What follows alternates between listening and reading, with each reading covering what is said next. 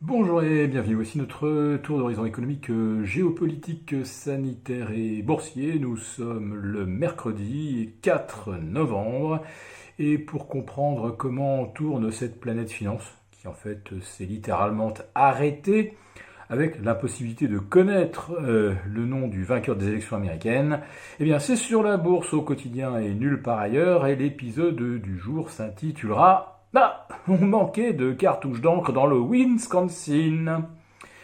Oui, c'est l'anecdote du jour.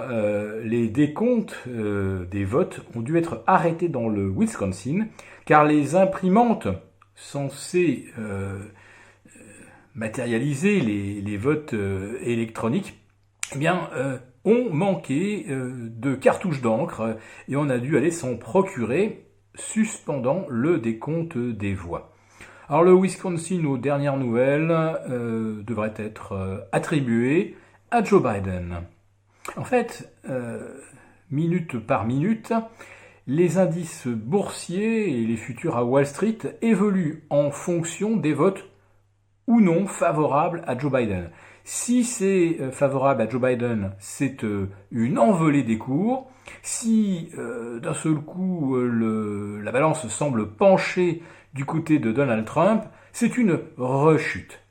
Alors il est vrai que le scénario que l'on observe depuis ce matin est complètement illisible. En tout cas moi, ça dépasse de très très loin mes capacités d'analyse, puisque le CAC 40, à 10 minutes de l'ouverture, perdait 2,5%, rechutait aux alentours des 4680. On ouvrait à moins 1,7 et, même pas une heure plus tard, on était en hausse de plus 1% à 4850, alors qu'on ne connaît toujours pas le nom du vainqueur. Oui, mais il a suffi dans l'intervalle que, au fil des dépouillements dans le Michigan, Joe Biden retrouve des chances de l'emporter, et avec 99% des bulletins dépouillés, Trump n'a qu'une avance de 2000 voix, autrement dit, il y aura forcément un recompte, une contestation des résultats dans le Michigan. Donc, chaque fois que Joe Biden est crédité d'une très légère avance ou d'une dynamique de remontada par rapport à Donald Trump, les marchés s'enflamment. Alors que pourtant, on sait, de façon sûre, que le Sénat va rester à majorité républicaine par 52 contre 48. Alors, les républicains ont certes perdu un siège, ils menaient par 53 à 47, mais en tout cas, ça ne changera pas. Autrement dit, même si Biden l'emporte, comme semblent l'espérer les marchés, eh bien, ça ne va pas forcément donner des marges de manœuvre à Joe Biden. Pas plus d'ailleurs qu'à Trump, s'il est réélu, puisqu'il aura la Chambre des représentants contre lui, car quel que soit le résultat de la nuit de mardi, il semblerait donc que la Chambre des représentants restera démocrate. Donc aucun des deux candidats ne va pouvoir mettre en œuvre son programme. Alors les marchés semblent se dire tant mieux, comme ça Joe Biden ne va pas remonter les impôts de 21 à 28% sur les entreprises, ni la taxation sur les plus-values. Et en ce qui concerne Trump, eh bien, il ne pourra probablement pas terminer son mur. Quant à ses promesses de lancer un grand programme de réfection des infrastructures, programme de 2000 milliards, il en avait promis 1000 lors de son premier mandat et on n'en a jamais vu la couleur.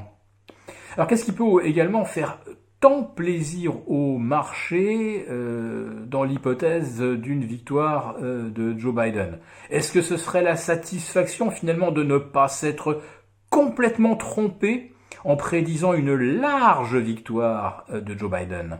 Car c'est justement cette hypothèse d'une large victoire qui a fait bondir les marchés de 4,5% en l'espace de 48 heures lundi et mardi. Toutes les salles de marché vous servaient la même thèse. La victoire de Biden sera tellement large que Trump n'aura absolument aucune motivation à contester, et si jamais il contestait, de toute façon, Joe Biden aura 290, voire 300 délégués, donc même si Trump remportait les États contestés, ça ne changerait rien au résultat final. Eh bien, si par exemple la Pennsylvanie ou le Michigan devaient finalement être crédités à Joe Biden plutôt qu'à Donald Trump, effectivement, ça ferait basculer le scrutin. Alors je vous livre comme cette anecdote pour l'instant.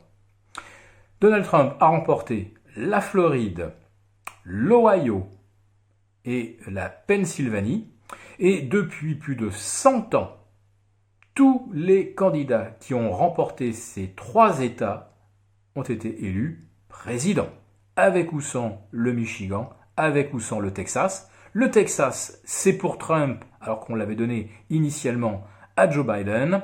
Donc, a priori, l'histoire semble nous dire que Donald Trump pourrait se succéder à lui-même. Voilà, j'imagine la déconfiture des instituts de sondage et de toute la presse américaine et même une bonne partie de la presse européenne qui a roulé à fond, mais à fond, pour Joe Biden, présentant Donald Trump comme une espèce de bouffon qui avait perdu une bonne partie de son électorat, tellement déçu que Trump n'ait pas redressé l'économie américaine comme il l'avait promis.